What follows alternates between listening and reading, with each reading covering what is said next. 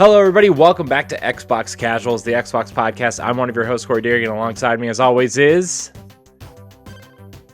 my co-host, whose handheld was made by another company, Josh Finney. Oh boy. Hi, Josh. Oh boy. Hi, Corey. How are you, Josh? Exhausted. Do you think Microsoft would get away with at least we didn't trade Luca? No, I don't think so. Actually, they might. They're not a Dallas-based company saying this. That is using that to cover up corporate greed. So They might get away with it. I don't know. Oh, but boy. Man, talk about just like a super tone-deaf thing. And it's a never-ending pile of shit. It's something. It's something, Josh. It's not great. It's all right. The Browns are slowly turning into the Denver Broncos / Seattle Seahawks, but not in a good way. It's so bad. Oh, Ow, man. Fuck. I can already hear Jerry Jeudy whining that Russell Wilson is his quarterback. I can too, which is very funny to me as somebody who does not like Jerry Jeudy. It's better than Deshaun Watson. It's my new motto. Life. But enough about sports, Josh. How's your week going? You doing all right? Yeah, it's been a long week. It has been a long week. You are correct. You are more than correct. So, but have you been playing video games? I have been. I have been playing a ton of Monster Hunter Wilds this week, which is not the phrase I thought I was going to say on tonight's show. I genuinely thought that I was going to come in and talk about Avowed, and I have played so much Monster Hunter in the last week and a half. Yeah, it seems to be the story of the month. I think story of the the thing that makes Wild so cool, I think, is it's a perfect jumping on point if you have never gotten into Monster Hunter before, which, to be fair, I think your only other points to really jump on were World, Rise, or one of the 3DS games. And the 3DS games weren't super popular in the West. World was really where it emerged in the West and stopped being a thing that primarily Eastern gamers were playing. Mm-hmm. It was very niche before that, obviously. World was a success that I don't even think Capcom expected. Hence why they supported it for so many years. Iceborne and all sorts of other free updates that weren't paid. Rise was originally a Switch exclusive. Took off so much they had to bring it to PlayStation and Xbox. It was a Game Pass title for a long time. Yeah, I think it's still there, isn't it? I'm not sure, actually. I need to look and see. Monster Hunter Stories, as a result, got pretty popular. Something that we never would have said before that. Yeah. And now here you are at Wilds, which sold 8 million copies in 3 days. That is I need everyone to understand how rare that is for a franchise that is not Grand Theft Auto or Call of Duty to be doing. Would you say that it's wild? I would say it's wild, absolutely. It's crazy. I think World sold something like 20 million units total in its lifetime, and Wilds has already done basically half that in its first 3 days. When we get the full March charts from Circana in April, I'm so curious to see how much it'll have sold. It's obviously eclipsed 10 million at this point. Oh, I might put it closer to 12, honestly. Sounds feasible. I think it also helps that this game has a legit story mode also. There's an actual plot. I know there was a plot line in World, but named characters, really good voice acting. I really enjoy how the hunts are woven into the storyline of the game too, and very much how. And I want to be clear, I have not finished the storyline. The storyline here is a little interesting. So you do the first 3 acts, and then you roll credits and you're like, huh, that was the story. And then you realize apparently that's when the second half of the story starts, and it is like that's the end game grind that you start. Hmm. Like, you haven't unlocked all the monsters you can hunt yet, you haven't unlocked all the big hunts, and you start unlocking that more and more as you go through. So I've probably put about 15 to 18 hours into this game so far, and the last thing I did was hit the credits. So I feel like I did not like go and farm a lot of stuff either. I was taking my time with this. I was doing side quests. I really, really like how much time I've put into this. Like, don't believe the people on the internet who are like, I spent like 100 hours in this game. There's just nothing to do. Like, yeah, you spent 100 hours in the first 2 weeks in the game. Like, there isn't going to be anything for you at that point. Yeah, that's my favorite. That's my favorite. It's the same thing that we kind of make fun of Destiny for, where people spend like, Yeah. like content creators spend like 200 hours the first week and a half in the game or whatever, and they're like, there's nothing to do. It's like, well, yeah, you just played it all in like one go. Uh, quick, some quick notes. Monster Hunter World had sold 23 million copies by January 2024. It's quite a bit. That is quite a bit. Shortly after the Windows release of Iceborne in January 2020, Capcom said that sales of World had exceeded 15 million. So between that and the announcement of Monster Hunter Wilds, essentially, it moved another like 8 million copies, which is wild to me. It's a lot. It's With a quite lot of those coming during COVID, by the way. yeah. Um, it hit 20 million by October 2021, and Iceborne had really good attachment rate. 8.5 million units of Iceborne sold by September 2021. So That's great. Monster Hunter it is wild. I hate that I keep saying this. It's wild how great the reception has been to this franchise over the last decade or so. It has Yeah. really gone from being this franchise that, like, oh, we hear about it in passing. I used to get Monster Hunter and Monster Rancher confused a lot, to be honest. It's gone from one of those to now it's one of the premier franchises for Capcom. I would say for Capcom, it's probably Monster Hunter, Resident Evil, and I actually don't know what's up in there with them. Devil May Cry, I guess. I guess. I mean, it's probably not Mega Man, right? I mean, Street Fighter. yeah. I completely forgot Street Fighter. I cannot believe I forgot Street Fighter. That's disgusting. Yeah, Street Fighter. So it's become one of the big three for Capcom as far as I'm concerned.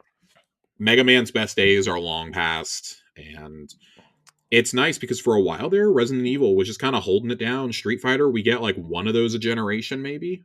Mm-hmm. But man, this has been Monster Hunter has just, and it's exceeded the popularity of the most recent entries of those franchises, by the way. Yeah.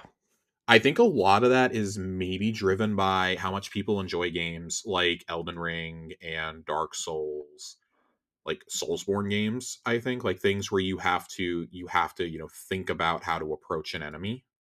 You Yeah. can't just go in and start wailing. And I think that's part of why like World and Wilds have been so successful. Also, is they encourage you to go play with friends.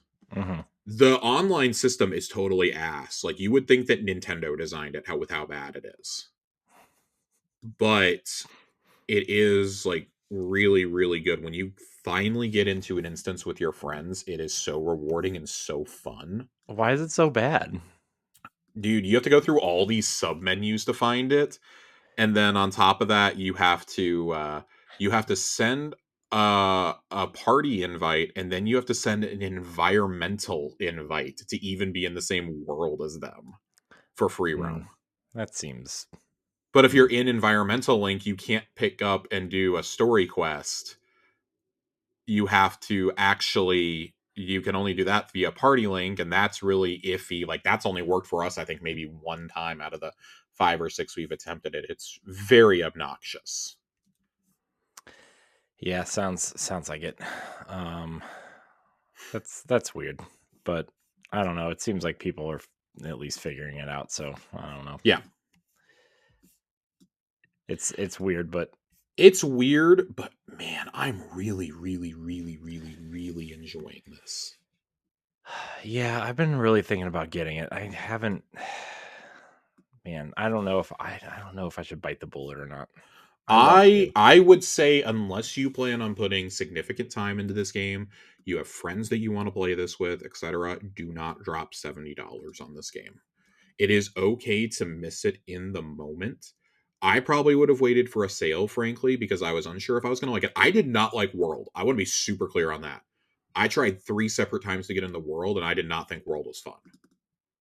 I got hooked on this. Hmm. I think I spent my partner was gone like all day Saturday or Sunday, I think. I spent all day playing Monster Hunter without realizing it. Hmm. I just like hung out on on my couch, and before I knew it, I was like, "Oh shit, I've been playing for like 7 hours." I Hmm. was just blowing through. I blew through like all of Act Two just sitting there. It's great. Like it really is a game that will like suck the time away from you. But again, a lot of this was spent playing with friends. I did some solo hunts in there. The only reason I grabbed it when I did was because I knew I had friends who were getting it right away, who were going to be playing it hard, and they're going to put it aside here in a little while and wait for the next major update, wait for some of the free hunts to be put in that have been promised post launch.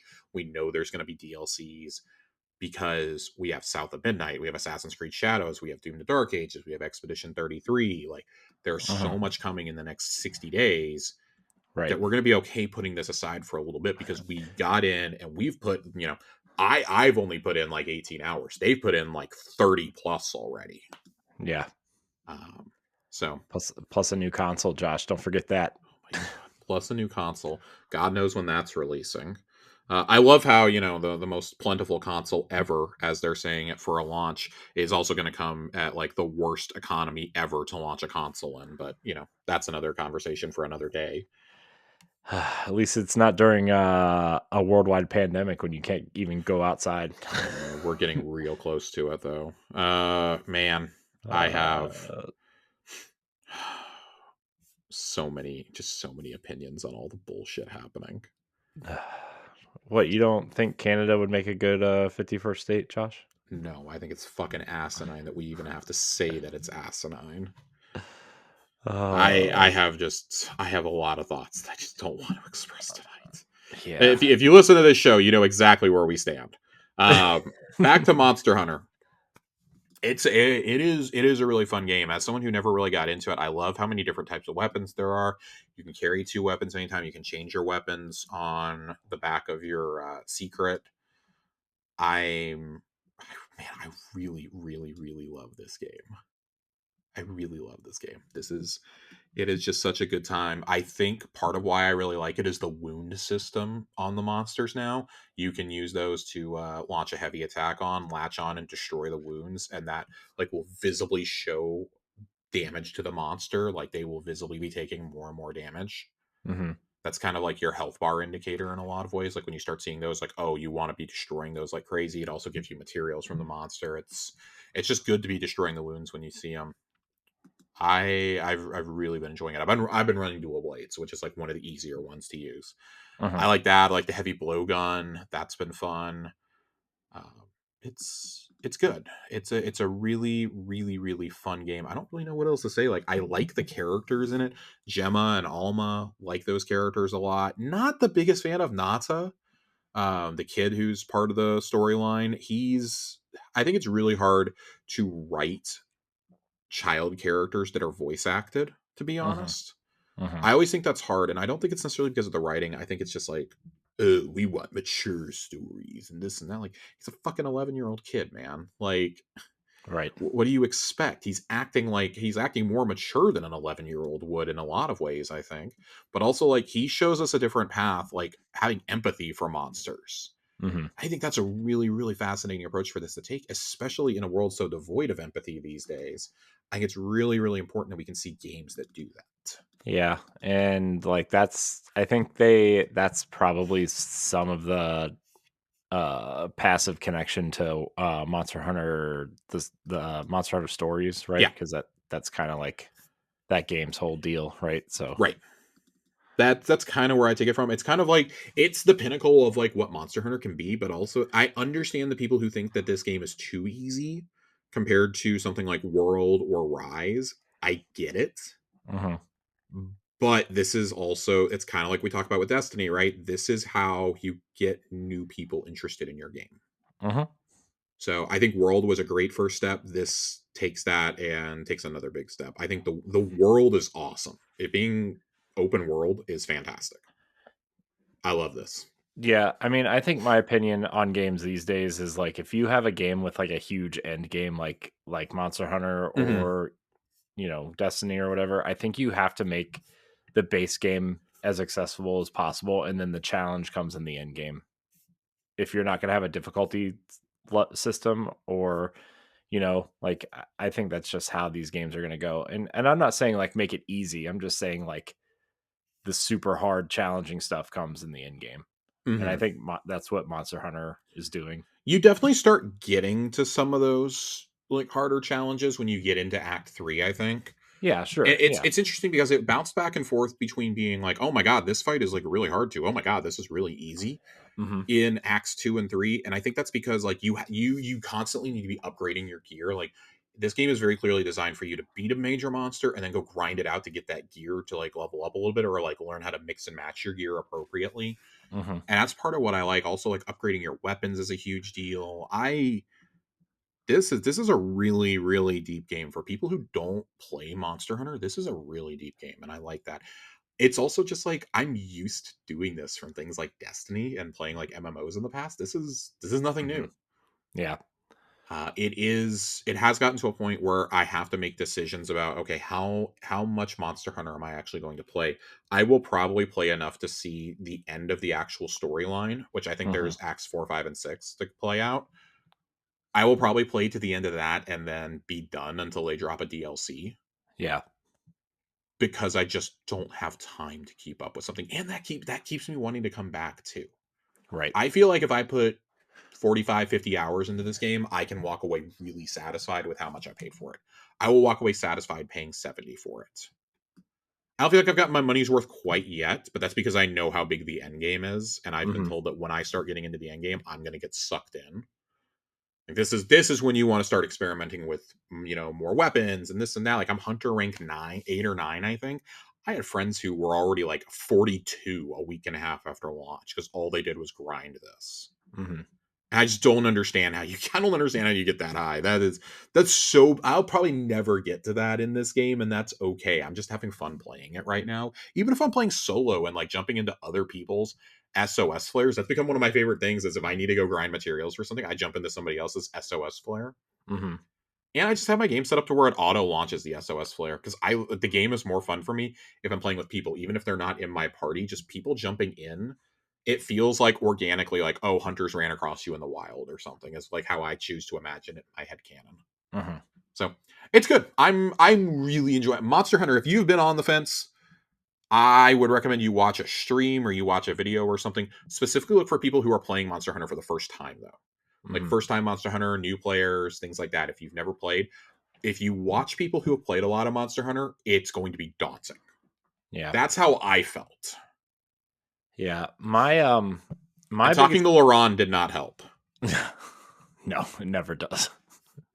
uh or it massively does. I don't know, depending on which way you look at it. His Um passion is part of what sold me on it, but mhm. uh he knows the ins and outs and everything else, and I was just like, yeah, no, I I mean, he I can't plays do this. This Monster. is this is too much for this is like somebody trying to talk to me about Destiny, I feel. Yeah, I was gonna say he plays Monster Hunter and knows Monster Hunter the way that you know Destiny, right? So it's the one thing I didn't care for in the beta. I really enjoyed playing it. I really enjoyed the world and the characters. And by the way, shout out to Capcom for having like probably the best character creator of all Oh time. my god, it's incredible. It's incredible. Uh, but I wish I could have remapped the controls, and they weren't. That was not available in the beta. The controls weren't too bad for me. What I really need, I've been spoiled by transmog in so many MMOs. I need transmog in this game. Yeah, I need transmog, and I I need way better online systems. I'm gonna be honest. If I had those two things, this game would be like pretty damn high for me. I've probably got it at like an 8.5, 8.7 maybe right now. Hmm. And the further I get, as I get into the end game, I'll probably bump that score up a bit. This is the first for me. This is the first real game of the year contender. Hmm. I don't know if it'll stay there for me, and I want to be clear. I'm enjoying Avowed. I put Avowed down to play Monster Hunter as much as I have, Hmm. which is crazy. I am Avowed's been out for a month, and I've done so little in that game right now. I really need to get back to it, but between this and an awesome Destiny season that's happening, it's been really hard for me to find time to go back to it. Um, we did get asked a question by a viewer, by Jiggly Panda, if we were going to talk about Split Fiction tonight. And I want to address Split Fiction really fast. This is a game that I have not personally gotten yet, and I probably will not until it's on sale, Hmm. simply because money. Yeah. I don't know if you guys know this. Everything is fucking expensive right now, and pretty much me buying like one game a month is about what I can do right now. And if it's not on Game Pass, I really hate to say this, it doesn't become as big of a priority for me because it's not in my budget as much. Yeah. So For I do me, plan on playing Split Fiction, but it probably won't be until this summer. yeah. I mean, for me right now, it's like the game's got to be on sale, or I have to be like super interested in it because Hmm. for those who don't know, I do a Nintendo podcast, and there's spoilers, there's a new Nintendo console coming out, and Oh my god, it's gonna be a nightmare. Nintendo won't return my calls to get one for free. So I'm trying to save up my money to get that instead, which I have because haven't purchased any real games this year, right? Except for Donkey Kong, I guess, which probably was a bad decision, but whatever. I don't want to say bad decision. It's a good game. I just, you know, played it already twice on other Hmm. platforms. So, That's my, and that brings up just a whole nother issue. I would rather buy a new game than something I've played before at this point. mhm, Which is why I'm so incredible. We're going to talk about two remasters slash remakes coming that I'm really excited are going to go straight into Game Pass because I would probably have bought both of these games, but that frees up money in my budget to buy new games instead. mhm. So with a new Nintendo console coming this year too, I'm also like looking at that because that means Metroid Prime 4, that means a new 3D Mario, that means a new Mario Kart, like those three games at minimum, right? So Yeah, Nintendo probably get that $70 bump this gen, right? oh, So, Nintendo's 100% taking that $70 bump. You kidding me?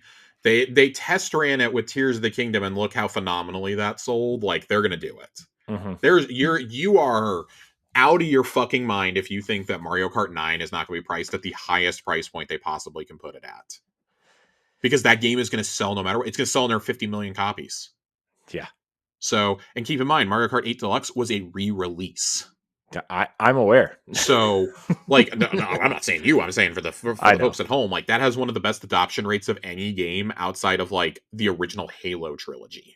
Yeah, It's disgusting. it's kind of ridiculous how many copies that game sold. Corey, are you playing anything currently? Uh, Nothing on Xbox really. I'm actually finishing up Fire Emblem, Okay. which has been actually really fun and pardon the pun, but kind of engaging in a different way than I have played games in a while. Hmm. And so I'm near the end. I've I think I've played more Fire Emblem than I played games all of last year, aside from Destiny. Like I've put 75 hours into the game already, and Hmm. there's 24 chapters, and I'm on chapter 23, so I'm almost done. But it's fun. If you like strategy RPGs and you have a Switch, I do recommend it. Um, I took a different approach. I think I said this already, but I took a different approach than I did with Three Houses this time around because obviously Three Houses is like very relationship oriented and very like grow your bonds with your characters and your relationships and stuff, which this game has too, but it's more of a hardcore strategy RPG than kind of like a relationship Hmm. building with strategy RPG in it, right? So uh, it's super fun. If you played any of the 3DS ones, I would compare it more to Conquest than Three Houses or like anything pre 3DS. God, Three Houses was so Yeah, it was really good. Uh, good. so, but that's Three Houses is absolutely one of my favorite games ever. So, yeah. Oh, Josh, also, my son and I last weekend beat the Power Rangers game. Rita's Revenge, is that what it is? Rita's Rewind, I think is what it's Rita's called. Yeah. Rita's Rewind. Got it. Yeah. Let me tell you about this game, Josh. It's not very good. Um, That it's doesn't surprise me. it's so this the side scrolling beat 'em up stuff is fine. It's serviceable. It plays like you would think it would, but like they have the auto running Zord shooting levels, which are not very good. They have the auto scrolling like think think Rad Racer on NES or like some sort of like Genesis Super Nintendo era motorcycle game. Not those types of levels, which are not very good. And then the first person Megazord levels are just I wanted to like throw my controller at the TV. Jesus. Uh, it's not very good. Um, I would say it's probably like a 6.5. It's fine. But if you are a Power Rangers fan, you may like it. But the Turtles game, Shredder's Revenge, was far superior in so many ways. So that's kind of it. So, but Uh, Josh, we have a bunch of Xbox stuff to talk about. we do have a bunch of Xbox stuff. Let's go ahead and start with the big one this week. Um, Tony Hawk's Pro Skater 3 and 4 are coming to Xbox. I'm kidding. That is something, but that's not Game that's Pass not our too. big story this week. Uh oh boy, we have a walloper of a story. We just talked about the greatness that is the Switch 2 on the way, but we have to start with a report out of Windows Central that we got this week from Jez Corden. Project Kennen gaming handheld. Uh oh boy. Yeah, big old boy. Big oh boy. I don't love this. I should make really clear right off the bat. This is basically a testing point for Microsoft. This is not an actual Xbox device, but it will be the closest we've gotten to an Xbox handheld so far. The initial reporting from Windows Central had us all thinking this was actually an Xbox handheld. Tom Warren had to rush out to say, no, it's not. This is an Asus developed device as far as he could figure out.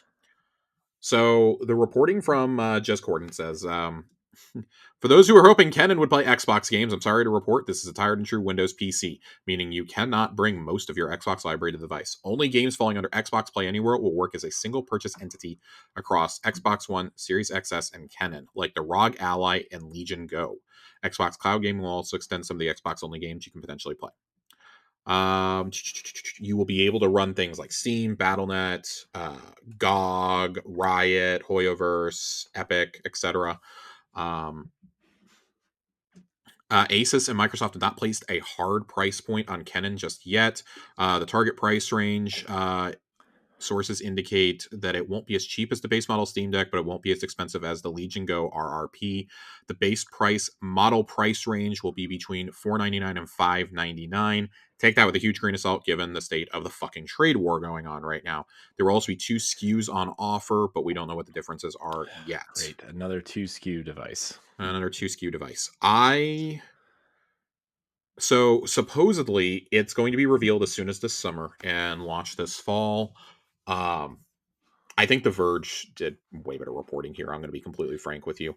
Um, that's usually how it goes. I think when it Yeah. comes to like Windows devices and reporting, I tend to trust Tom Warren is like maybe like an S tier source for me on that. Hmm.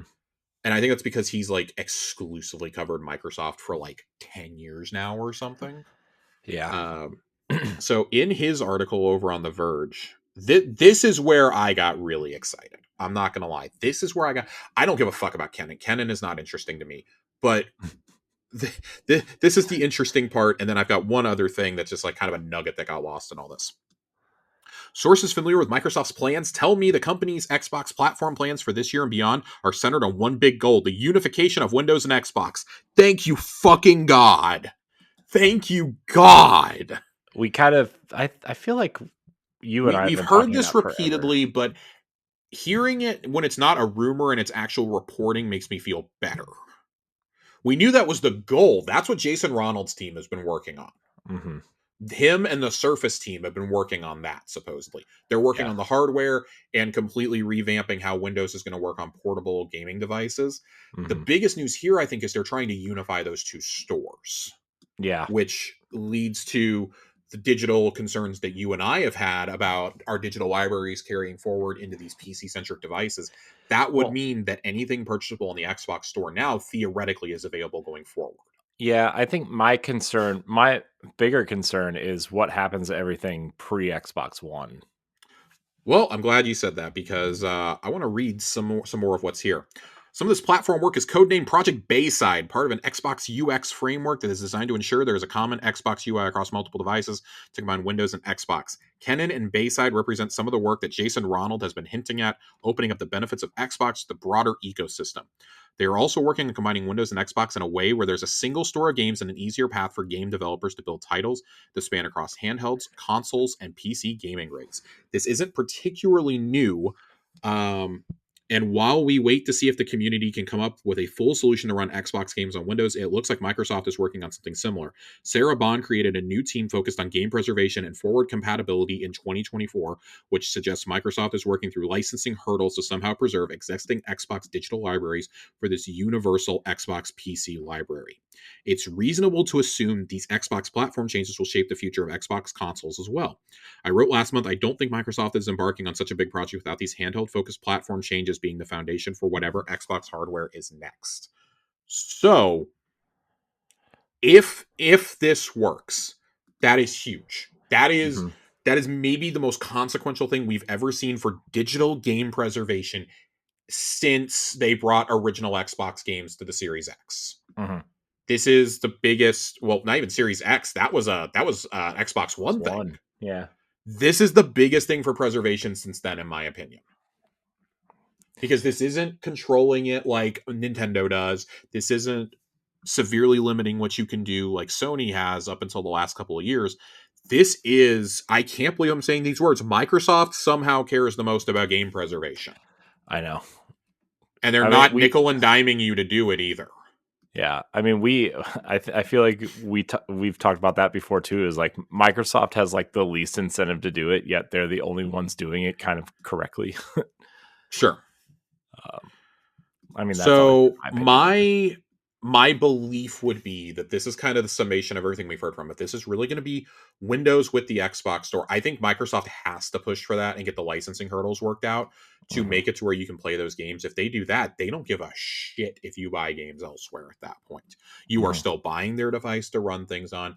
Your library is going to be on if you decide to go to PC, it's going to be on PC. If you're on a handheld, it's going to be there. If you still want a home console like I do, it's going to be there. Mhm. Like, their goal is for your games to follow you everywhere. They have stated this repeatedly for like 8, 9 years now, I feel.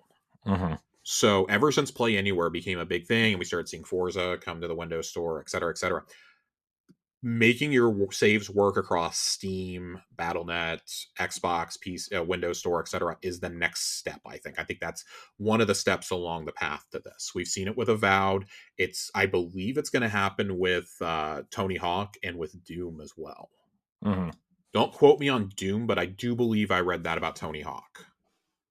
So this is huge. It may not seem huge on the surface. People may be like, oh, whatever. Like, for those of us who care about our digital libraries and we've like been clutching them like pearls for a while now, we want Mhm. that vindication. I Yeah. think that also means, hey, maybe people are more likely to want to pick up the Xbox handheld versus like a Sony handheld because hey, my shit follows me everywhere. Yeah. Now, That being said, Sony is 100% going to launch a PlayStation game client for PC at some point. They are 100% going to have a handheld in the next 3 to 4 years. Hmm. That is going to be a thing. The last tidbit we have out of all of this is that the next console is slated for 2027 officially. Hmm. Um, we had rumor. There was a rumor that came out about a week and a half ago. This is the disadvantage of doing shows every 2 weeks. That from a very well-known Call of Duty leaker that they are currently planning the Infinity Ward game for 2026 to run on next gen hardware. Plans can always change. We're 18 months out from a theoretical launch in 2026 if that were to happen. Hmm. We heard this week that the hard or this week slash last week that the hardware has had final approval from Satya Nadella already. They're ready. They're ready. Like the final specs have been approved already. To me, that says two things. One, they know exactly what Steam is planning, and they know exactly what Nintendo is planning in terms of specs. They know what they Yeah. have to meet. Well, I I think they know what Nintendo has because they're making games for it. I Predict, mean, yes, but like dev kits can theoretically. always be a little bit funkier too. Like we've heard that like Xbox and Sony in the past haven't sent out like true dev kits until after the console was in people's hands. Yeah, that's fair. That's been a very real thing. Like I know that was a big hang up that Sony did not want dev kits in the hands of Xbox when it came to Minecraft for PS4. That's why they Hmm. had to go to 4J. Hmm. So just keeping all that in mind, I think we're in a similar situation. They probably have the Nintendo ones. They have a very close relationship with Nintendo, but also you have to remember that Sony, I think, has to share these specs too, because like Activision is the biggest publisher on their platform. Hmm. Microsoft is actually the biggest publisher on PlayStation now at this point Hmm. because they own Call of Duty. Yeah. Purely because they own Call of Duty. Hmm. So Call of Duty and Minecraft.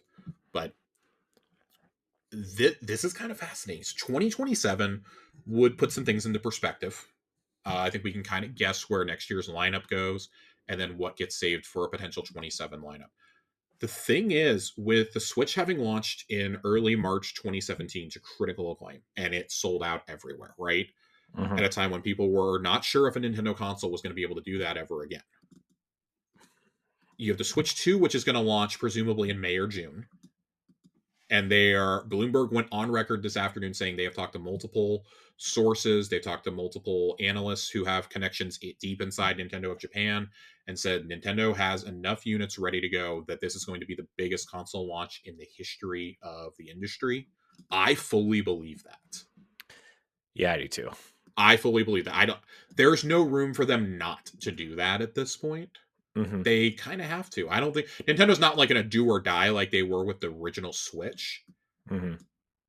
It's gonna for a lot of us, it's still gonna come down to, okay, what does it launch with? I've talked to two friends who are like, they love Nintendo, and they've both said, unless there is something other than Mario Kart at launch, I do not care.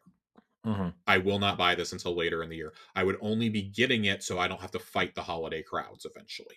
Yeah. And also before things like go skyrocketing in cost. And with the news today that it's probably targeting a $400 or more price point, that tells me this has to have Series S specs in it. Yeah.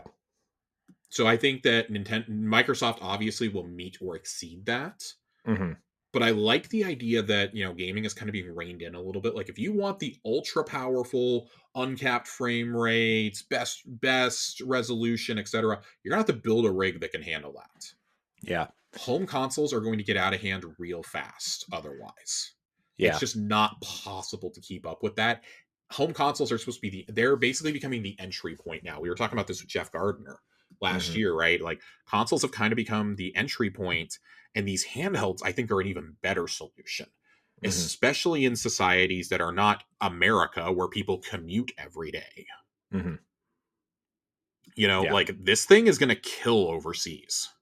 Oh yeah, I've seen for how, sure. we've all seen how for years how popular the 3DS was in Japan, how popular the PSP was over there. The Switch has done incredible numbers. Steam Deck hasn't really been adopted as much over there, I feel, because there's not as much of an emphasis on PC gaming.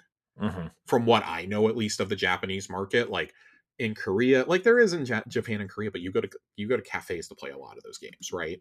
Yeah. You're not probably not building a maxed out rig at home. Yeah. Also, like your home isn't designed to have that space. So Right.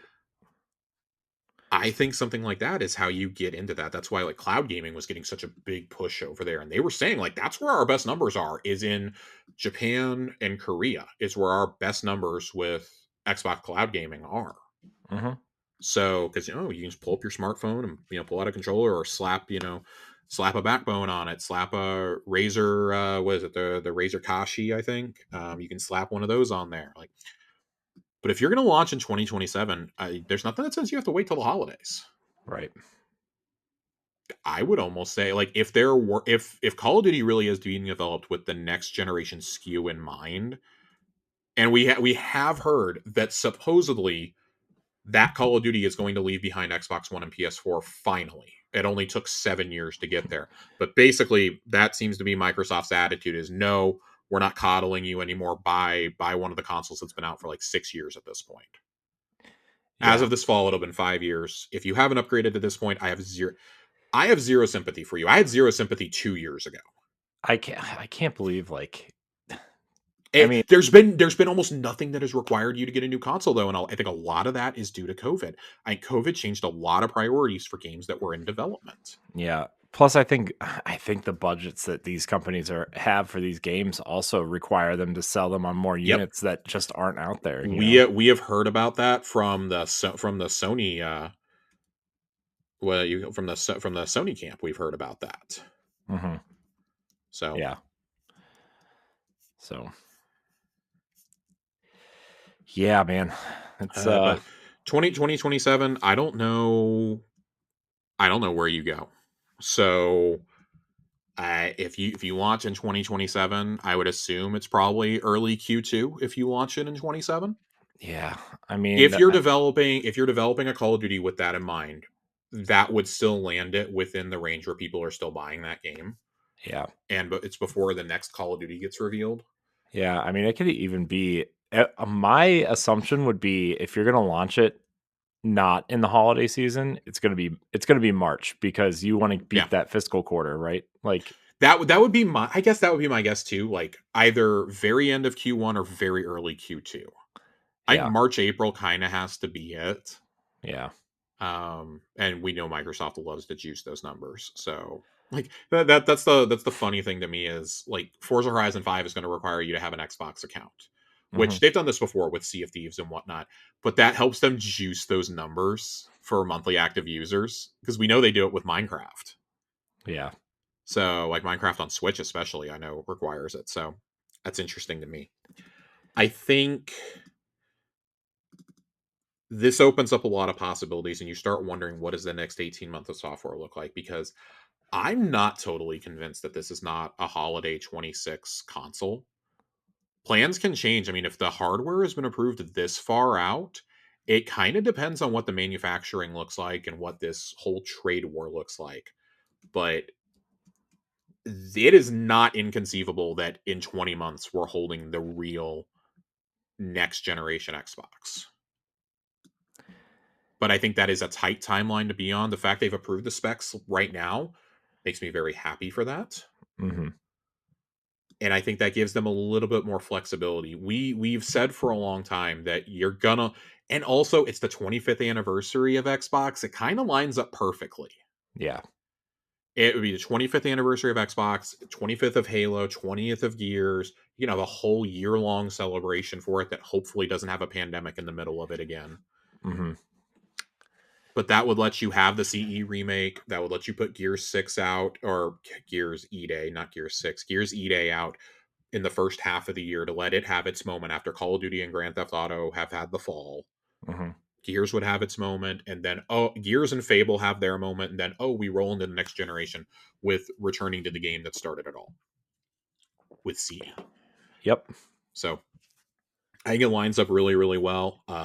Stoked about that. I think that they again like if I'm if I'm reading between the lines, I personally think this is still a fall 26 console, but both Jez and Tom have said, I believe Tom has said it. I know Jez has said that it is targeting 2027.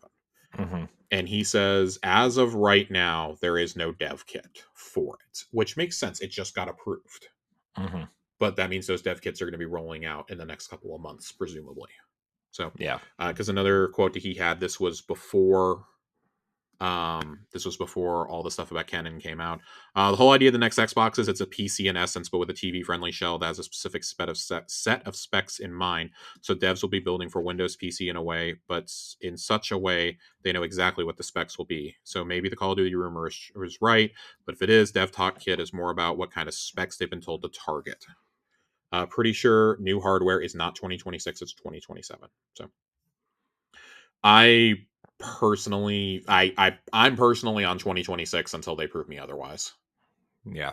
I will not be convinced until we get through next summer and don't have a console reveal. So in like 16 months, I might be wrong. In 16 months, you might Yeah. be wrong. If we haven't seen it by June of next year, then it's just not happening. I don't think you're going to get another reveal like they did at the Game Awards. That would No. be totally asinine to do that again. I think it worked well that one time because nobody expected it, and then the console was such a wet noodle when it came out that they'll never do that again. Yeah. Plus, like the games they wanted at launch didn't come out, and Oh it. my Yeah. god, dude! The fact that they teased a game that didn't even go into production until after the console launched is mind blowing to me. I still can't get over that. Not a great launch for that console. Yeah. So I'm not super duper thrilled about that. A little bit more from Jez. Sources indicate internal successor to Series X has been fully greenlit all the way up to Satya. Microsoft's next gen hardware plans include a premium successor to the Series X alongside a gaming handheld and several new controller options. Very excited for the controllers more than anything, if we're being honest. I wonder. Yeah, I wonder what that. It's got to have the haptic stuff that the I PlayStation think was, right? haptics has to be the thing going forward. Haptics and probably like some motion stuff in it Yeah, that you can especially turn if you're on gonna or try to off. be like, on PC, and those games Yeah. are already kind of accounting for that, accounting for the dual sense now, right? So, Yep. Yep. I mean, I'm sorry. Like PlayStation has made it. Their controller has become in a lot of ways market standard because they're selling the best. I know a lot of PC gamers still use the Xbox controller. Like pretty much everybody I talk to who plays on PC that uses a mhm. controller uses Xbox, but DualSense is slowly creeping up there. I think because of the added functionalities, and if you do that, then that means third parties can really go crazy with the haptic stuff. Yeah, That it's was always my thing, was like that was why we didn't see widespread adoption of like motion stuff with the Wii. Is well, you had to develop two different games essentially. yeah, it's So, actually gonna be really interesting, side tangent, when Forza Horizon comes out on PlayStation, what if it takes advantage of those haptics or not. I think and that'll it's tell going us to a be the lot. best. It's already going to be the best place to play it. That's not a PC. Yeah, I wonder, like, I So, think I think how that utilizes the DualSense is gonna tell us a lot about their future controller, actually, in a weird way. yeah, man, it's going to be a busy April for Microsoft because they've got South of Midnight coming. You've got Forza Horizon 5 and Indiana Jones and the Great Circle both coming to PS5. Mhm. I'd be really surprised if Forza Horizon 5 does not come to the Switch 2 at some point. Yeah. I feel like that's going to be a launch game for it. I I think it depends on when Mario Kart comes out. I don't think Microsoft cares. I'm going to be totally honest. This is a brand new audience for them. I don't think they care. Yeah. Anything that they sell, that game was profitable in the first 10 minutes of launch. They don't care anymore. Yeah, that's fair. Just like go ham with it. Like Hi-Fi Rush is probably going to be a launch title. Sea of Thieves is going to be a launch title. They don't care. Put that shit on there. They're going to be the biggest publisher in the first year on Nintendo's platform. Mhm. So I'm more curious to know how they're going to fulfill that Call of Duty obligation. Something tells me it's going to be collections of old games or remasters of old games So if you're or developing, Warzone. if this does meet or get close to Series S specs, you Mhm. can do Black Ops 6 on there. Mhm. It's just a question of how far can you keep going with that. But if Microsoft is going to be developing for their own handheld, which might have slightly better specs than that, then maybe it's not a problem. Yeah. Who knows? But I would be interesting. I do think that like the collections of games, I think you're onto something there. But if you're going to do that, you got to start bringing at least those campaigns to Xbox. That Mhm. stuff's got to start hitting Game Pass. Yeah. You can't drop that on Switch and not drop it on your own platform. Yeah. I think actually think a lot of collections and remasters like the Oblivion remake or remaster that's coming, right? Like Yeah, which we're gonna get to here in a minute. yeah, I think Microsoft actually has a gold mine in terms of collections they could possibly release, but that can be a topic for a different day. Yeah. So I mean, let's just go ahead and get on into it. The Oblivion remake, man. I feel like we talk about this every show, but it seems like it is imminent now. Yeah. Nate the Hate, who broke the rumor originally, came out and talked about it this week, as did VGC. Andy Robinson over at VGC uh, reported that sources have told VGC that the remake can arrive as soon as next month. Uh, Jeez. it sounds like it is set for reveal in the coming weeks, probably on the anniversary, which is next week, by the way. Next week is the 19-year anniversary, 19 years of Oblivion.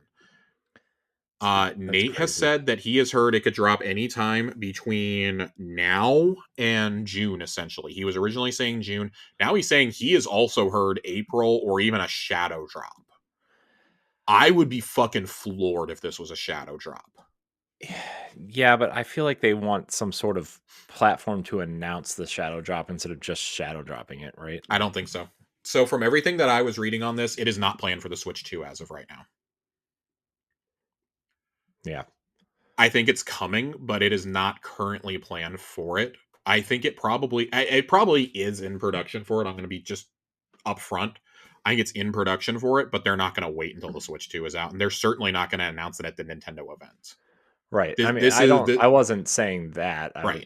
I was just saying I wonder if they would have the like a I don't know. from from what I heard, this was supposed to be announced during the developer direct, and they held it. I think just Microsoft just wants to continually stay in the news. Yeah. I really think that's part of what it is. Because I mean, Tony Hawk 3 and 4 got randomly announced through Call of Duty, Yeah. but when that announcement came out, they basically got the whole day to themselves. Yeah. That was a huge deal. They got a tie-in with Doom the Dark Ages coming with it too. Like that's great. We're going to get into Tony Hawk after this story, but yeah, the smoke is clear as ever. Like the fire is burning heartily over there. I don't know if this is if this is a shadow drop, I'd be really happy. But I think Microsoft really want. I think an announcement is coming. This being dropped in June or July feels right Hmm. because I really think they want South of Midnight to have its day. And if you drop Oblivion now, that's going to take so much attention away. Oh yeah. No. People It's are gonna gonna. it's gonna just I wouldn't say steamroll, but it's gonna take a lot of attention off that game. Plus, you've got if this is gonna come to Xbox, PC, and PS4, PS4, PS5. If this is coming to everything, which it is, you also have to remember they're launching Indiana Jones and Forza next month on PlayStation, and they probably don't want to run over those either. They've got a Hmm. huge partnership for Expedition 33, and then mid May is Doom. Hmm. I would actually love if they would have held this until the summer showcase and been like, oh yeah, it's available today in Game Pass. Which I mean, they still could, They right? I mean, still could. I don't think it's happening, but like a mid-June release feels like it could be great. There's an Elder Scrolls Online Direct happening in a couple weeks. I don't think they show this there because it's two entirely different parts of Bethesda, obviously. And this is being developed by an outside studio at that. right. What if Elder Scrolls Online introduced Oblivion gates though? I think they've already done that. Have they? Oh. Yeah, I Well, want to say that they did that at one point. well, cool. I had a great idea. You guys can have that one for free. And I feel like Oblivion would patch a hole that you have in your release schedule, unless you're counting on like Towerborn or Double Fine shadow dropping something in June. That would fill kind of a hole, and that would keep up with their stance of we want something every month for people to be talking about and playing. yeah, So that would be kind of big. Summer, there's not a whole lot that comes out in summer. You would be getting away from Elden Ring Night Rain too. You'd be a few weeks removed from that. yeah. Which you'll want to be removed from that. You'd be a few weeks removed from that. You'd probably be a few weeks removed from the Switch 2 at that point, assuming the Switch comes out in May or June. Yeah, the Which, rumor right now is May because man, that's going to be the such a short pre order window. Well, the rumors May because people are saying it's going to come out in May because the Nintendo store in San Francisco is opening on May I saw 15th. that. And I'm like, that's not a reason. No, it's not. That's fucking stupid. That's people reaching. Yeah. So yeah, Oblivion. Hopefully by the next time we do a show, we'll be talking about this. But Nate said today, this afternoon, that quick update on Elder Scrolls Oblivion. As plans stand, both the release and reveal are targeting next month in April. The gap between reveal and release will be minimal. A shadow drop is entirely possible. And he also says, have not heard of a Switch 2 version, and the week of expectation that I've heard does not match. I think it's leaving money on the table to not do a Switch version. We both think they're doing a Switch 2 version. Yeah. I'd be very, very, very surprised. But also just I mean, Skyrim was like one of the biggest launch titles or launch window titles outside of Zelda, right? So like right. they would be dumb to do that, but Also, like, man, Oblivion is also 100% to me the best Elder Scrolls. So yeah. I think You've always I said that think though. launching it in April is just a mistake if it happens. Yeah. You've always said that though.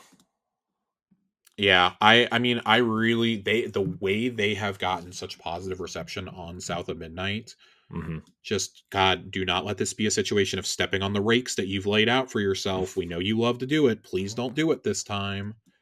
I'm actually begging you to not do this, Phil. I'm making an impassioned plea with you to not do it. So, Oh of course, that man. means they're going to turn around and do it. So, moving on to another beloved game coming back, Tony Hawk's Pro Skater 3 and 4, July 11th. The deluxe edition includes the Doomslayer and Revenant skaters. There is a hoverboard, in-game music from the Doom series, and a number of character creator options. This is awesome. Yeah. Good move. Good move. Very excited about this. Just nothing else that needs to be said. It's going to come straight to Game Pass, obviously. They revealed some of the soundtrack today, and of course, Motorhead's Ace of Spades, which was the Title main track song for for 3. number 4, I Oh, was believe. it 4? I think it was 4. Is in there. Was very happy to see that it's a mixture of classic Tony Hawk tracks and more modern music from the rock and rap genres. So some Denzel Curry in there. Very excited. Uh, yeah, this is great. This is everything I wanted.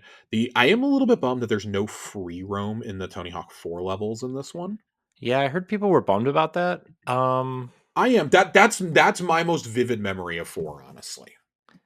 Yeah, I don't know. I don't know if I have an opinion on that yet. I guess I'll have to see how they do it, honestly, because I mean, if they do it right, it probably won't matter in the long So they run. said But the levels are they're gonna be kept intact, but it's just gonna be the classic like Tony Hawk time limit to go complete objectives in there instead of free roam. right, And that's fine with me. I, That's I, totally fine. I feel like they have to change some of the They had to make stuff. it more uniform across both, from what I understand. Yeah, And they're already teasing that they're doing new levels and stuff too. So hey, I'm cool with yeah, this. yeah. Look, man, that Tony Hawk 1 and 2 were so good. It was so good. Plus, like, So fucking good. I think Iron Galaxy does a pretty good job of porting games. So Yeah, this is big for Iron Galaxy. yeah, So and they need it, right? So they need it very badly. Very excited about this though. That is just chef's kiss. That is something I've been waiting for a long time. In other beloved games coming back news, we've got a third one. The Gears collection, again, the fire is burning brightly at this point. Jez came out and said that there is no PvP included in the Gears collection, but there will be co-op. that's fine. That's totally fine with me. Look, I Um, mean, look, you want to. I'm sorry. At this point, all we need, it's not like, I'm sorry for everyone who likes Gears multiplayer. It's not Halo. Here's the thing, though. Gears multiplayer hasn't really changed since like 3, No, right? I mean, no, it so hasn't. you can go play. You can go play 5. Arguably since 2. Yeah, you can go play 5. Now, I do think they need to include horde mode. I think that would be. Horde would be something. I think that's a little bit different. Yeah, I think You they can need do to like take a co-op best though. of Horde mode. Yeah, Gears 2 horde mode though. I don't need all that extra stuff 3 added, but whatever. It's cool. I would take the campaigns. I love those games so much. I got in an argument with our pal Ed about those campaigns. I Nintendo think I Power think 5. if you and I think this also gives you a path forward for things like Call of Duty Mm-hmm. to just bring over the campaigns. Like, yes, I know people love the classic multiplayer of some of these, but they're so broken Mm-hmm. in terms of hackers that I don't think you can do them. Yeah. But bringing over the campaigns would at least be something. Do like campaign collections. You can do like a Black Ops collection of the first three Black Ops games. You can do the Modern Warfare collection. You can do the side stories collection. I don't fucking know what you would call it. But you can keep some of those modes they started putting in there towards the end. Like you can put the Spec Ops modes in there, the co-op missions. You can put like extraction in there, maybe from Ghosts. I don't know what Mm-hmm. else you could put in. Like you could do some of that, Yeah. and I think be totally okay. So Yeah. I'm fine with this. If I was like 18, I'd be more mad, I think, but I don't fucking have time for this. I Yeah. just don't. Also, it's going to come to PS5. So, uh got some information about Halo Infinite this week. Ooh. This is a little interesting to me. This comes from Rebs Gaming, who does a lot of Halo content, and they said that 343 Industries, one of their former studio heads, talked to IGN as if they were creating Halo as the start of the next 10 years of Halo Infinite as the start of the next 10 years of Halo instead of releasing new Halo games. Rebs was talking about information from an official Halo Infinite pitch document. And supposedly the main points from this was multiplayer was planned to release a year before the campaign and includes several new large-scale game modes like Tantaka, which is the battle royale that we've talked about extensively, and a Warzone type mode with various vehicles and enemy types.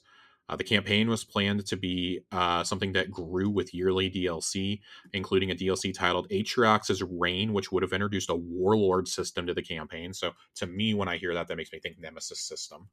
Mm-hmm. And then the 10-year plan was scrapped due to development issues caused by former leadership and the switch to Unreal 5. That's common knowledge at this point. Mm-hmm.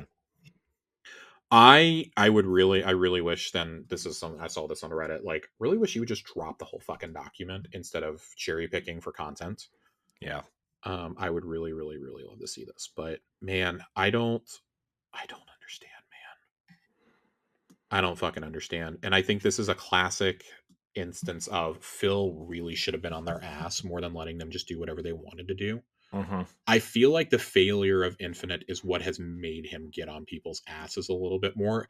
Between that, whatever the fuck Rare has been doing for like 8 years now, Everwild. You know that game. and Ninja Theory taking like 6 years to make a tech Well, demo, and the Redfall fiasco. and the Redfall fiasco. Like there's been a slew of things. About the only studio that he's been hands off with that I feel like has been fine is Playground. Mm-hmm. But I mean, they let Turn 10 do whatever they wanted. Look how Forza Motorsport turned out when it launched. They've let the Initiative do whatever they want. Look how many times they've had to restructure that studio and change leadership and things like that. Like that Perfect Dark has been a disaster. Mm-hmm. Like I admire the hands-off attitude. You can do that once your studios have delivered some really good games without you having to be hounding them over, or you like helping guide them and this and that. This is such a huge investment for y'all, like especially now with Activision in the mix. Mm-hmm. You kind of have to. Yep. You kind of have to, especially like, and it's not like Tim Schafer can kind of fuck off and do whatever he wants to because he's Tim Schafer. He's gonna deliver you something really weird. It's gonna get a lot of awards. It's gonna get a lot of acclaim. It's not gonna sell well, but you know what you're getting with Tim Schafer. Yeah, and his Double Fine's not that big of a team either, right? No, like they're not helming Fable or the next game from Bethesda and this and that. Like I really feel like he has kind of figured out over the last couple of years, like, oh, I can't be as hands off as I would like to be with some of these studios. Mm-hmm. I simply can't trust them. Like, and he talked about that with Kind of Funny, right after the Redfall fiasco, saying like I should have been a lot more hands on, but it was kind of this catch 22 of, well, do we cancel this game or do we let it release? Because either way, people are going to be mad at us. Mm-hmm. And it's like, well, you should have canceled it. It's so easy to say that in hindsight, right? But I genuinely don't know how anybody played that game ever or saw progress on it and was like, yeah, we have to scrap this whole thing. I Yeah. really think Redfall turned into one of those, like, we just got to release what we have. Like, something's better than nothing. Like, we always talk about sunk cost fallacies, right? Mm-hmm. And that's why, like, we were saying about, we said this on the Boss Rush pod with the Wonder Woman game. There's no way it was not cheaper to just release that game, to finish and release that game. Right. There's no way it was not cheaper to do that and then close down Monolith. Right. But anyway, so that's a little bit more about Halo. Well, I mean, the reason why you cancel it and then shut it down is so you can write it off, right? So That's fucking the stupid. David Zaslav is a cancer, an yeah. absolute cancer on this industry and on film, as a matter of fact. So fuck David Zaslav. That's what I keep coming back to.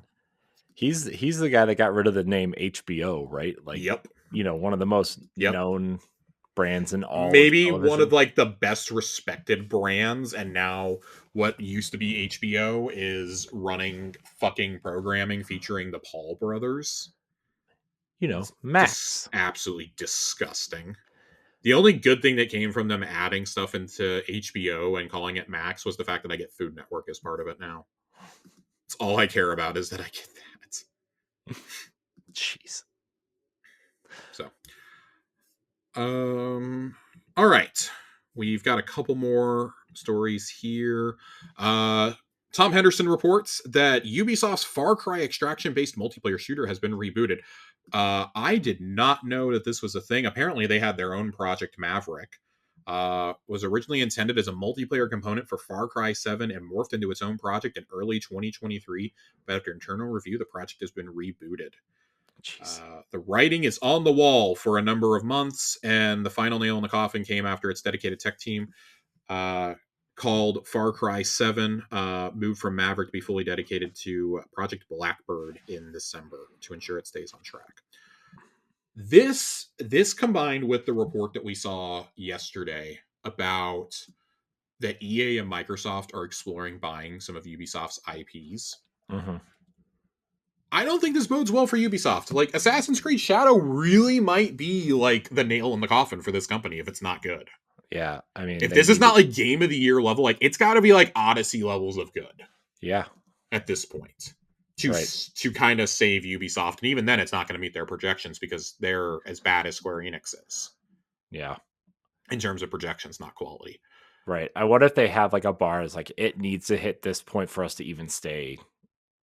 I You would know. say that selling anything less than like Odyssey or Valhalla, which are probably the two best selling games in the franchise, anything less than that is going to be considered a failure Mm-hmm. for them. Yeah, I I don't know if think they necessarily need to hit that in order to stay solvent, but holy shit. Like, right. Ubisoft is in real trouble. Yeah, it's not great. If they're contemplating selling off IP, you have to start wondering what they're willing to sell off to. Like, when you consider that it's Microsoft and EA who are trying to get in on it, Mm-hmm.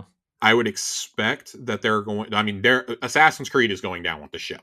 Let's be honest. Yeah, I would say Assassin's Creed, Tom Clancy, and probably Far Cry are going down with the ship. Anything else, I think, is on. I think anything else is on the table at this point. I would not be shocked to see one of them buy up Watch Dogs. mm-hmm. I think Microsoft would pay a stupid amount of money for Prince of Persia. Yeah. I think Prince of Persia is an easy one. Prince of Persia, I think Prince of Persia and Rayman are the two big I prizes was gonna here. say Microsoft probably wants Rayman so they can stick it with Conquer and Banjo and not do anything with it. Oh my god, I'd be so fucking mad. There's approximately one company I want to have Rayman, and it is controlled by a Japanese plumber. Um, I don't know. Like, Watch Dogs might still have a little value. The problem is, like, those are the three franchises that actually have value at this point. Yeah. I think Microsoft is waiting for the day that they decide that they have to sell off the Tom Clancy rights. Mm-hmm. When they decide to sell that, that is when Microsoft and EA are going to get into a bidding war. Mm-hmm.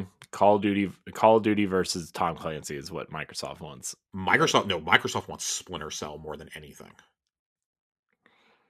And funny enough, they're maybe the only publisher I trust with Splinter Cell, but I don't think they want the other stuff that comes along with it. Like, Ghost Recon has so much baggage now. Yeah. Rainbow Six is a huge moneymaker. They probably want Rainbow Six. Yeah. I think if EA goes out and tries to get Tom Clancy, whether it's now or like 3 years from now, because it's going to happen eventually, that would be them admitting that they're done with Battlefield. Hmm. So, but like, I mean, Tom Clancy is still a moneymaker for them, even if they haven't done anything with Splinter Cell in forever. Rainbow Six Siege makes them a ton of money, and the Division is still a valuable IP to them. Hmm. You have to wonder if they would sell off the licensing rights for like Avatar, maybe. I don't know how that would work, but maybe they do. But I would expect franchises like Red Steel and For Honor to be sold off too. God, Red Steel. I'm just trying to think of like older franchises that they have the rights No, to I that they might be willing to part with. I just forgot Red Steel even existed. Man.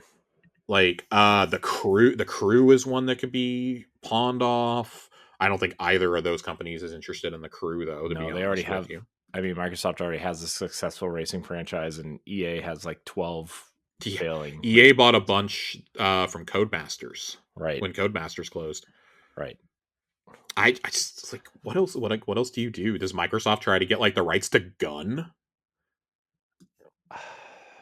Gun hasn't seen a sequel ever. Gun might still be somewhat valuable. The Trials series. Yeah, that would be a good one. Trials, I think Microsoft would go ape shit to try and get Trials in house. Yeah, I mean, you know how many IP you could shove in there?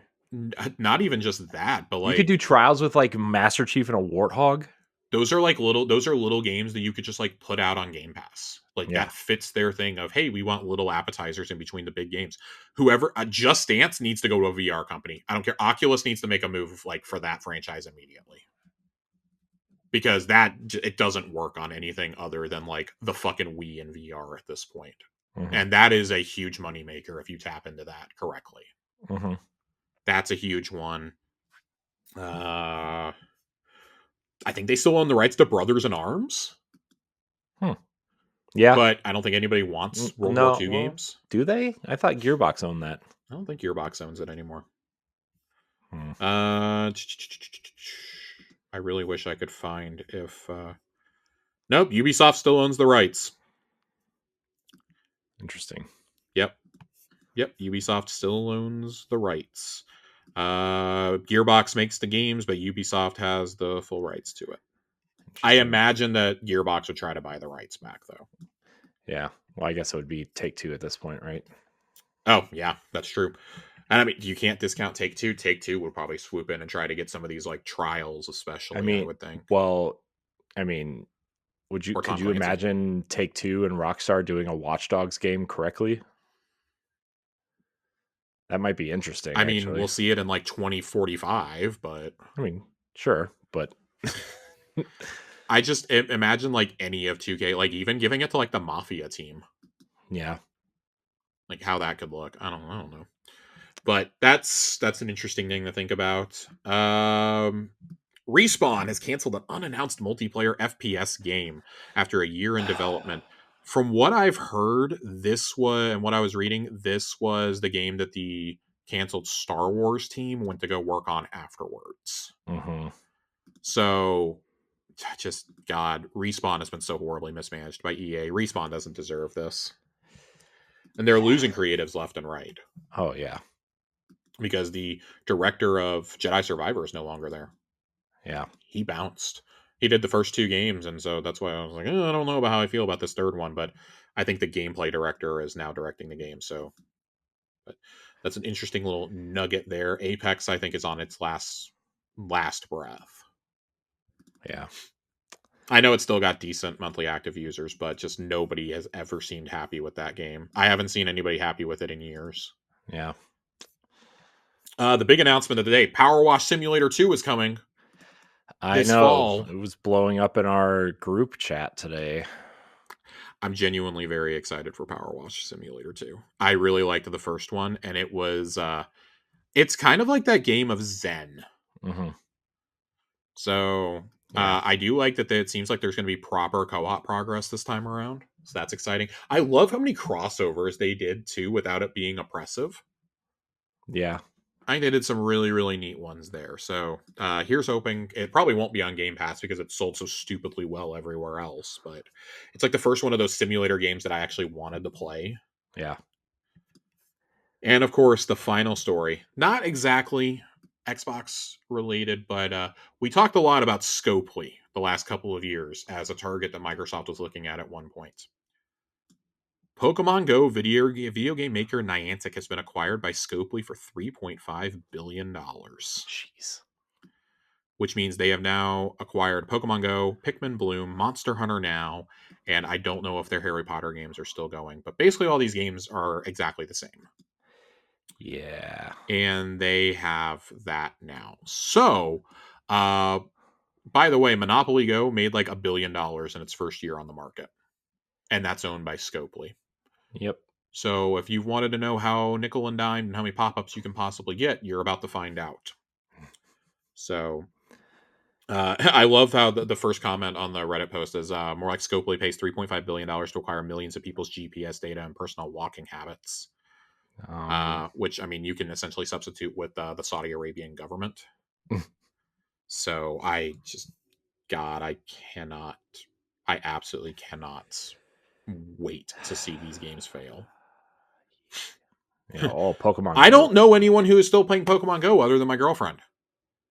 Uh, People that I work with actually still play it. I genuinely have not met, other than her, I have not met a single person who still plays that game.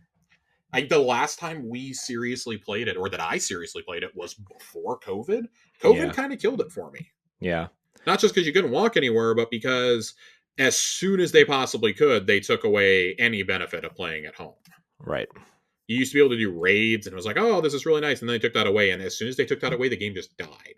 And Yeah. they didn't understand why. Shocking. Like, announcing partnerships with Major League Baseball is not helping you. Yeah. Nobody is going to a baseball game to play Pokemon Go, Yeah. other than maybe my girlfriend.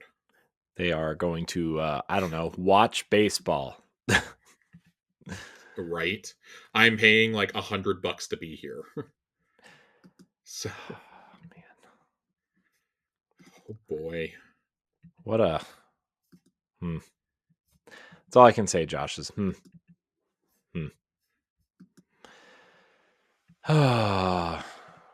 Anyways. I think that is.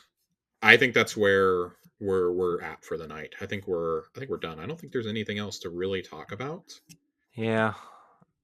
I trying to think. I don't think there is either. I'm Yeah, just I don't really have much else. We're kind of in a holding pattern right now, but the avalanche of games on Game Pass is about to start. We're probably gonna have a different game almost every episode to talk about from now until summer. yeah. Like easily between now and Summer Showcase, we've got at least 3 games that we're gonna have to talk extensively about. Mhm. With South of Midnight, Expedition 33, and Doom. If the Oblivion remake drops in there, we've got Oblivion we're going to be talking about. I still really want to have a good conversation about Avowed, but I got to find time to play it. Yeah. Monster Hunter derailed me there, and Destiny's new seasonal content has done that to me too. So It'll do that. it'll do Good that, man. good And stuff will derail you from things that are you know. I'm skipping AC Shadows. Before anybody asks, I'm not playing Shadows. I'm doing my patented Ubisoft move of waiting until it goes down to half price in 6 weeks. I didn't do it for Outlaws, and I regretted it so much Yeah. because the game was unplayable for me when I got to about the 2/3 point, and I've just never gone back to it as a result. Yeah. I'm still upset about it. And that I So mean that game is still not cheap either. it's still janky from what I hear. Yeah. Still So janky and it's not cheap. Like no, it never hit that Ubisoft. We're gonna go on sale for 20 it bucks after actually 6 has months. for now. I think it's like 45% off right now, Like right like now. right this minute. Oh, I'll go. I'll check because I did want to play it, but I also wasn't going to pay $70 for it. There are parts of that game that are just so good that I love that feel like classic Star Wars, and then like taking away the forced stealth was the best move they could have made for that game, honestly. Hmm. I didn't mind it in some parts, but just the checkpoints were so few and far between that you would have to restart like an entire 15-minute section. Right, And which then is God annoying. forbid that your game didn't save where it was supposed to. You had to like start the mission all over again. I lost hours of progress like 3 different times, and I was done. Yeah, which it's annoying. It's very annoying. I don't like it. Yeah. Well, Josh, nice compact show tonight. Compact show. There was a lot to talk about. Yeah. We got a lot in there. We got next gen hardware to talk about. We got a bunch of classic games seemingly coming back in the next few months and or weeks. But there's a lot there. Yeah. There was a lot that went on with this show tonight. So yeah, I think we're good. But we're the Ubisoft conversations. I keep coming back to Ubisoft. Like it really does feel like if Ubisoft is a domino that falls, the industry is I don't want to say it's going to be worse off, but I never think it's good when big publishers like that get acquired or have to close down. Yeah. That's There needs to be a readjustment to the double A market.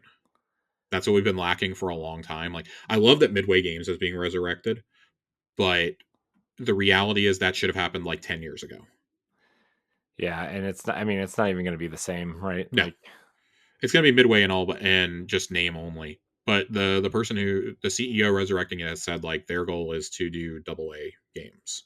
You yeah, need somebody doing double A games that isn't oh god, Embracer. Embracer or Devolver Digital or I don't even think like, Devolver does double A. I think they just do straight up indies. I wouldn't consider their games double A. no, but I know, but In terms of like smaller publishers, yeah. yeah, It's like them. You got Team 17 that does a lot of indie publishing. yeah, Even indie publishers we've been seeing like close down and sell off their portfolios and whatnot. I'm really excited with the publisher for Expedition 33. We talked about them a lot. hmm I'm really interested to see what the old Annapurna team does with the private division. Yeah. I mean, I'm like, Kepler. That's who I'm thinking of. Kepler. yeah, And Kepler's done pretty much nothing but bangers the last couple years. yeah, Well, maybe not bangers, but they're fitting into that double A territory really, really well. hmm So they've been on a pretty good run for a few years now. I hope they continue to find success. yeah, But I said it when it happened, and I've continued saying it for years. I do not like that Microsoft got a hold of Activision. I thought Bethesda was probably a step too far, but at least there was history there. You can't justify buying this or an EA or a Ubisoft or anything like that. yeah, There is no justification for it. So yeah, it's not good when a handful of corporations control everything. I will say at least Amazon isn't butting in and buying publishers yet, but I'm sure that's coming at some point. yeah, because they still want to get into the game stuff, They right? still want to So get into it. Them and Apple still really want to get in. Netflix wants to get in, but Netflix has closed down a lot of their stuff too at the same time. yeah, didn't they close down that AAA studio Joseph Staten was I running? believe so. I believe so. I mean, we're seeing traditional publishers struggle too, though. I mean, like we're saying like Sony has struggled. Sony's done a lot of layoffs. Yeah, Microsoft. We've covered Microsoft's layoffs extensively on this show, so I'm curious to see what the correction in the games market goes to. And I really think that in the next 5 years or so, you're going to see a huge correction towards games coming out of China, Japan, and Korea. I think that's really where things are going to start coming from. Like the success of Monster Hunter is not an isolated incident. Yakuza becoming really popular here, not like a dragon now, not an isolated incident. Persona becoming big. Final Fantasy's always been big in the States. Dragon Quest has started getting popular. Like Nintendo obviously has continued to be popular. Like this is not isolated. Those are Japanese games. I think we all forget that. Like Resident Evil is a Japanese franchise. hmm Devil May Cry is a Japanese franchise. Like Metal Gear Solid is. Like we're going to see a correction in the market towards that, especially because like America's primary export has always been it's been services and talent hmm essentially. And you look at how many publishers are struggling to stay afloat and how many studios are struggling to stay afloat in North America. If development's going to continue in North America, I'm going to be honest, like studios are going to have to start leaving California. yeah. They're I going to have to mean, leave California and Washington because they just can't afford to be there. But at the same time, those are states that are like actually taking care of their citizens. So it's like we need like billionaire owners have to start understanding what they're dealing with here. yeah, they And gotta, it's time for actual creatives to be in charge and run the show and not have people like Shuhei Yoshida being pushed out Yeah. and not having like the Aaron Greenbergs of the world running things. Yeah. What a shame for Shuhei. I feel bad for him, I man. feel really bad for him. He is really just like gone just total bluntness since leaving. Good. And mean I think he should. I really think he should. dude, he's He's been been so gracious his entire career. yeah, he's retired. Like, come on. He's got We to were all really surprised when he became um the indie person. yeah, when he became the indie person, which like don't get me wrong, like that was a great role for him because I don't know if there's anyone working in like games management that loves games as much as that guy. Right. Like Phil might be the only other executive that likes games on that level. Yeah. But and I think that seeing the success Shuhei had in those first few months, like mobilizing for the PS4, like before the PS4 launch and then right after it, is part of what got Xbox to go. We have to do ID at Xbox. Chris Charla, you're in charge of this, which has been a Yeah. success. I want to be clear: 10 years of ID at Xbox has been a huge success. Yeah. They've gotten back to the Xbox Live Arcade game days. Like when I think indies, I think Xbox Hmm. or I think Steam. I'm not thinking I'm going to go play these on the Switch. The Switch had like a brief 6 month period there where I was like, I want to go play them on Switch, and then Game Pass Well, came along. the So also the thing with the Switch 2 is like the dude, the just the sheer amount amount of garbage that's on there. crap. I feel like the Xbox store is a little bit more regulated than both the Sony and Nintendo stores. Yeah. I I feel like it's easier to agree. find your game on Xbox. I think I agree with you.